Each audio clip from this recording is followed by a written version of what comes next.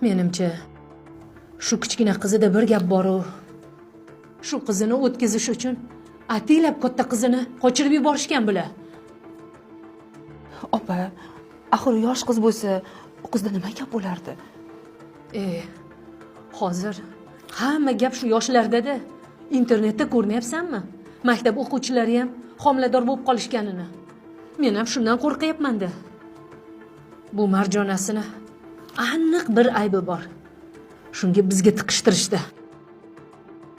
O'zi aslida katta qizi ham qarshi emasdi. Shu paytgacha Firdavs bilan necha marta uchrashib yurdi. Bular hammasini rejalashtirishgan. Oyi, nimaga ular mendan so'rashmaydi? Uylanadigan men-ku. Nima endi bir og'iz ogohlantirmay boshqa qizni topib to'yni davom ettiraverishadimi? Men ham shuni aytaman-da, o'g'lim. Bu yerda aniq bir gap bor. Hali tagiga yetmasdan qo'ymayman bu ishni. Nima? Meni o'g'limda ko'ngil yo'qmi? Meni o'g'lim odam emasmi? Marjonani qochib ketgan opasidan ham chiroyli deyishyapti-ku. Balki baxtli bo'lib ketishar. Chiroyi menga osh pishirib berarmidi? Menga pokiza, bokira qiz bo'lsin edi. Sen menga qara. Firdavs yangalariga yaxshilab tayinla. Juda ham ehtiyot bo'lishsin. Xo'p bo'ladi, opajon.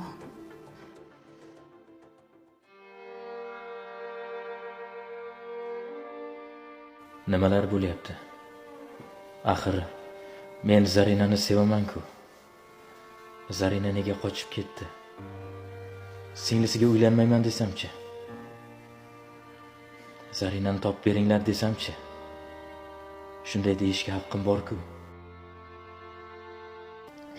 Buvijon, men o'qimoqchi edim. Hali hammasiga erishasan, qizaloqim. Ota-onani rozilik qilish ortida hamma yaxshi narsalarga erishmoqlik bor, qizim.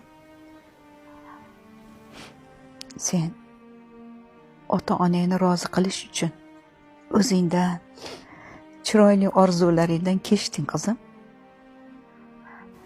Mana qarab turasan, qizim. Allohim o'zi senga kechganlaringdan a'lo qilib beradi. Ishqilib o'qiymanmi buvijon?